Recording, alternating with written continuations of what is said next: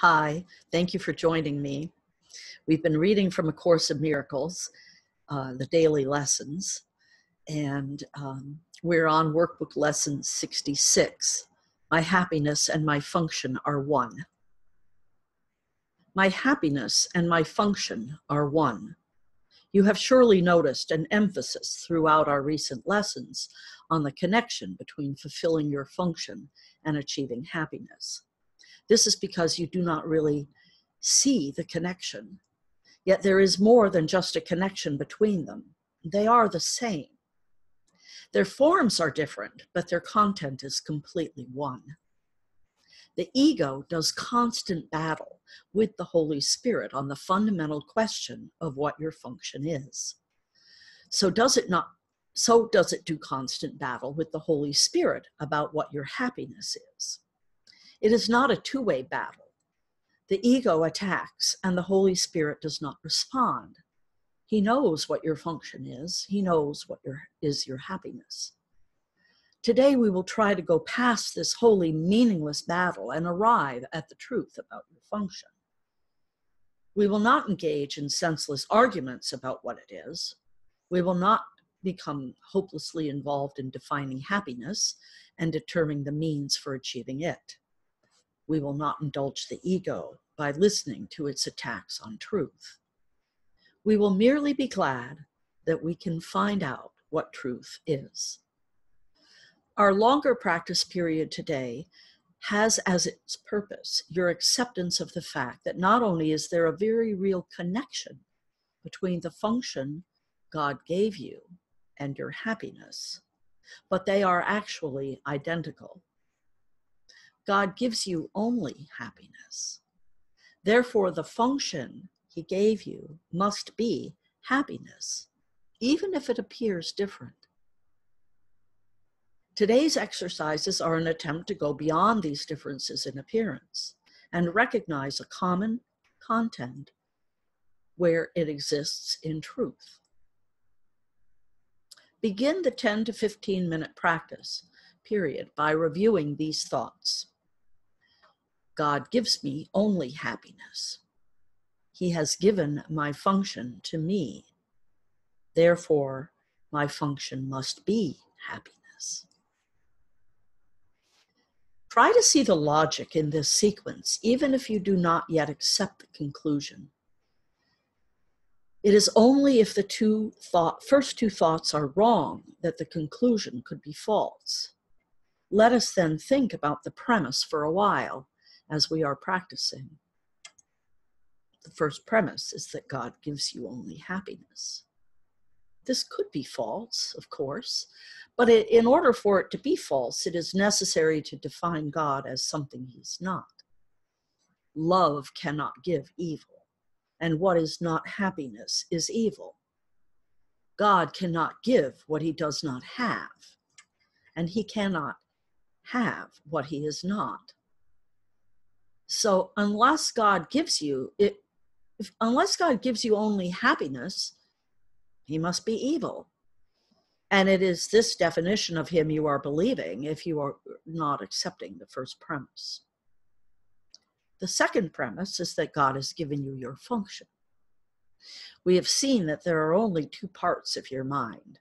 One is ruled by the ego and is made up of illusions. The other is the home of the Holy Spirit and is made up where the truth abides.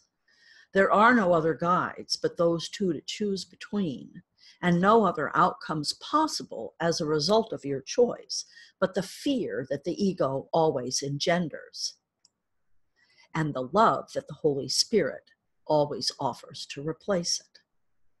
Thus, it must be that your function is established by God through His voice, or it is made by the ego which you have made to replace Him, which is true. Unless God gave your function to you, it must be a gift of the ego. Does the ego really have gifts to give, being itself an illusion and offering only the illusion of gifts? Think about this during the longer practice period today. Think also about the many forms the illusion of your function has taken in your mind, and the many ways in which you tried to find salvation under the ego's guidance. Did you find it? Were you happy? Did they bring you peace? We need great honesty today. Remember the outcomes fairly and consider also whether it was ever reasonable to expect happiness from anything the ego ever proposed. Yet the ego is the only alternative to the Holy Spirit's voice. You will listen to madness or hear truth.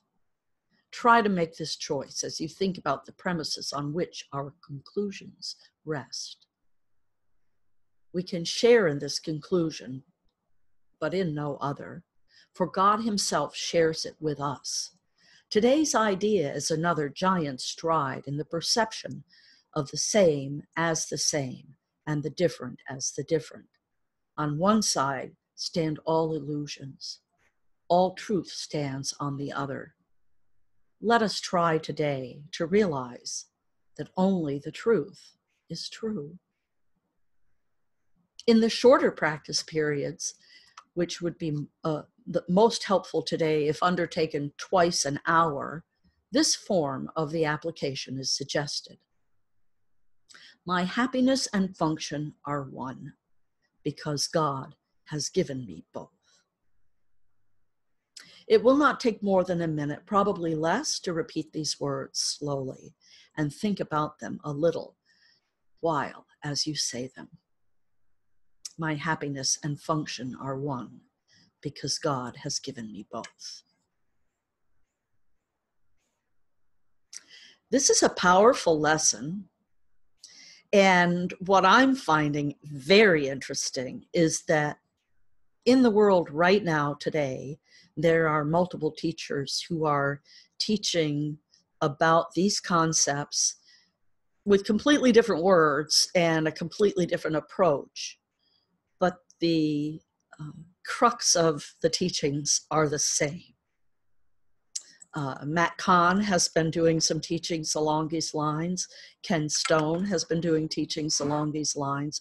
I'm sure there are many others.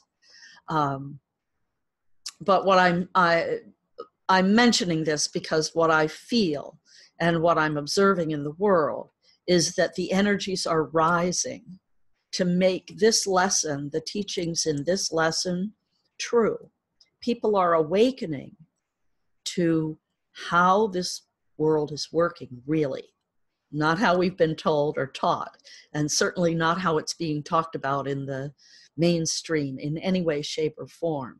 But more and more conversations are starting to bump into the mainstream and bleed over. And so we're getting there. We really are. Again, the concepts in this lesson come back to, and there will be people, many of you, when you hear and go through this lesson, you'll go, well, that's not true. It can't be true because I'm not happy. And if God only gives me happiness and I'm unhappy, then it can't be true. It is true. And so what we need to do is understand, well, how can that be then, that you're unhappy if God only gives happiness? And many times our unhappiness comes because we think we have to do something in order to get something. And so we get caught up in the hamster wheel, sort of, I think I want to use that analogy, trying to become something or be something. And we think that once we do that, then something will show up. When in fact, what we really need to do and be is who we are, who we came into form to be. And we don't get those answers by doing things, and we don't get those answers by looking outward. We get those answers by becoming still and quiet and listening to our hearts, tuning in to our hearts and where our hearts would lead us. And it follows that if you do what's in your heart, you're going to be happy. And so I don't want to just say, trust me, the lesson is true. I want you to experience the truth for yourself. And so I hope that you'll work with this lesson today, and obviously the teachings that led us here, and obviously the teachings that will follow tomorrow and the next. And I'm here if you need additional support. You can reach out to me on Facebook. You can also text me at 907-351-3003, and I will do my best to respond. So thank you for joining me today. Have a beautiful day working with this lesson, and I will see you here again tomorrow. Namaste.